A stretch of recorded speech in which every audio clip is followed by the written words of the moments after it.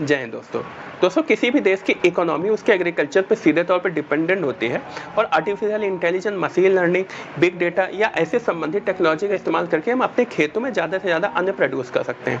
आज इस वीडियो में ब्रीफली में इसी के बारे में बात करेंगे। अगर हम बात करें एशिया की, तो पूरे एशिया ने भी पिछले 20 वर्षों में 3.3 बिलियन टन जो उनकी प्रोडक्शन क्षमता थी वो अब 5.1 बिलियन टन हो गई है, जिसमें भारत का निश्चित तौर पर एक बहुत महत्वपूर्ण योगदान है।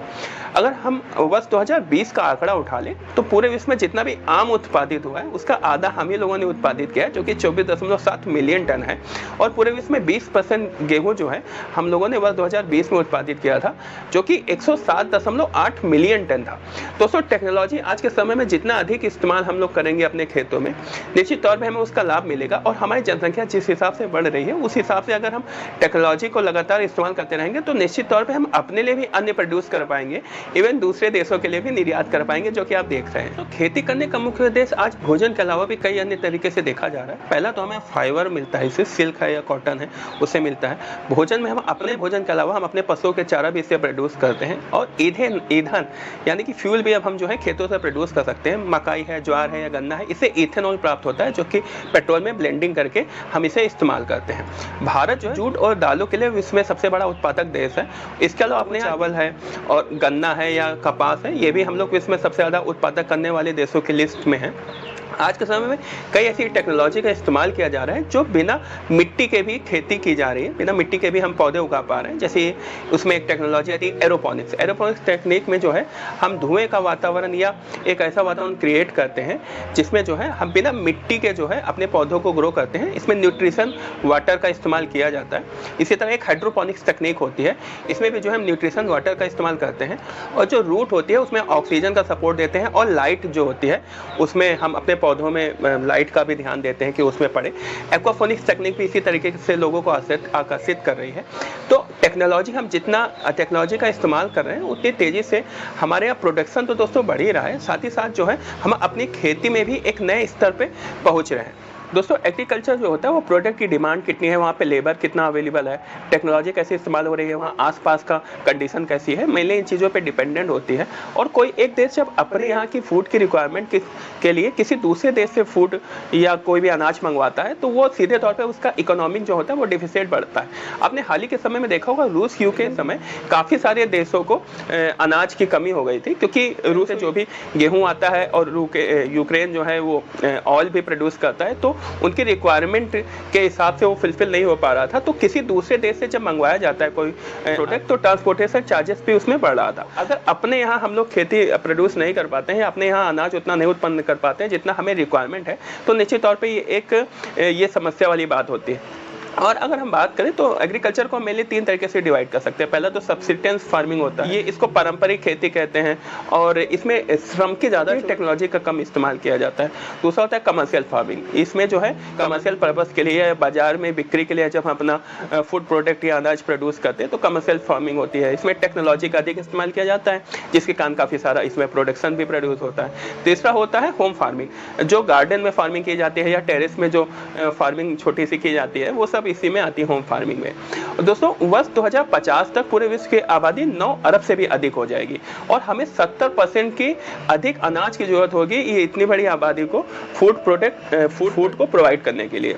तो निश्चित तौर पे अगर हम टेक्नोलॉजी का इस्तेमाल करेंगे तभी इतनी सारी आबादी को फूड प्रोवाइड हो पाएगा। और अपने यहाँ पे टेक्नोलॉजी अवेलेबल है, जैसे कि नैनो साइंस है या बायो टेक्नोलॉजी है, जियो स्पेशल टेक्नोलॉजी है, ड्रोन्स हैं, सेंसर्स हैं, आर्टिफिशियल इंटेलिजेंस है, मशीन लर्निंग है। तो काफ़ी सारी टेक्नोलॉजी का अगर हम इस्तेमाल करते हैं तो हमारा जो भी प्रोडक्ट की रिक्वायरमेंट होगी, फूड की रिक्वायरमेंट होगी, वो फुलफिल हो पाएगी।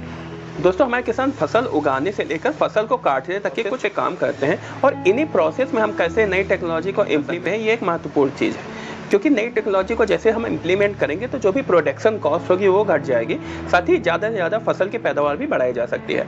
सबसे पहले जिस खेत पे हम लोग को फसल उगाना होता है उस खेत को साफ किया जाता है ताकि आसपास का जो भी अनवांटेड चीज़ है वो हटाया जा सके। इसके बाद बुआई है, बीजों की बुआई उस पर करते हैं।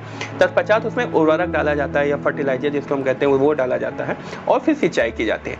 सिंचाई खेतों में बीज के अनुरूप की जाती है, जो जिस तरीके की खेती होती है उसमें सिंचाई उस हिसाब से की जाती है। और जैसे जैसे फसल बढ़ती जाती है उसमें खरपतवार भी निकल आते हैं। दोस्तों खरपतवार को हटाना काफ़ी जरूरी होता है, नहीं तो वो खेतों में फसल को प्रभावित करते हैं। खरपतवार हटाने के बाद में फसल धीरे धीरे जब पक जाती है तो फसल को काट के उसको स्टोरेज किया जाता है। ये जितनी भी प्रोसेस है, इन प्रोसेस में हम कैसे नई टेक्नोलॉजी को इम्प्लीमेंट कर सके ताकि हमारी फसल की पैदावार बढ़ सके और उसका जो भी प्रोडक्शन कॉस्ट है ये कम हो सके, ये एक महत्वपूर्ण चीज़ है। साथ ही रियल टाइम में अगर हम डेटा एनालिसिस कर सके, क्योंकि वेदर है, टेम्परेचर है, ह्यूमिडिटी है, बरसात को हम लोग देख सके, तो इस सबको भी हम सेंसर के माध्यम से, आर्टिफिशियल इंटेलिजेंस के माध्यम से या बिग डेटा के माध्यम से इसको एनालाइज करके अगर हम ये भी समझ सके तो ये भी एक महत्वपूर्ण चीज़ होगा। वर्ष 2019-20 में भारत में 133 इंडियन फूड टेक स्टार्टअप जो हुए थे वो स्टार्ट हुए थे, जिन्होंने 1 बिलियन से भी ज़्यादा राशि जो थी वो फंडिंग में पाई थी। दोस्तों तो निश्चित तौर पे आप देखेंगे कि स्टार्टअप भी एग्रीकल्चर से रिलेटेड जो है आज के समय में काफ़ी ग्रो कर रहे हैं और वो धीरे धीरे बढ़ ही रहे हैं, जो कि एक महत्वपूर्ण चीज़ है।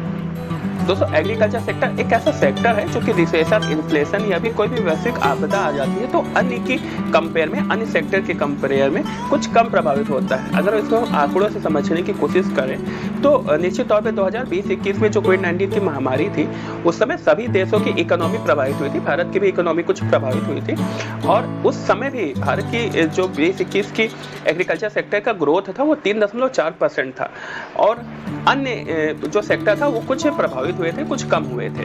और आज के समय में काफ़ी ऐसे ऐप्स अवेलेबल हैं, काफ़ी ऐसी वेबसाइट अवेलेबल हैं जो कि आसानी से रिलेटेड काफ़ी सारी चीज़ों की जानकारी देते हैं। इवन एंड्रॉयड है, iOS है, उनमें काफ़ी ऐप हमें आसानी से देखने को मिल जाएंगे जो कि पौधों की तस्वीरें लेकर पौधों की जांच कर सकते हैं। अगर उसमें कोई कीड़ा है तो वो भी बता सकते हैं। मिट्टी जो है उसकी पोषक तत्वों की वहाँ पे जांच की जा सकती है। तो काफ़ी सारी टेक्नोलॉजी आज के समय में अवेलेबल है। अभी हाल ही में फोर्ब्स ने 100 सबसे अच्छे स्टार्टअप की लिस्ट निकाली है और सबसे खुशी की बात है कि उसमें 11 स्टार्टअप है जिसमें कुछ है एग्रीकल्चर से रिलेटेड है।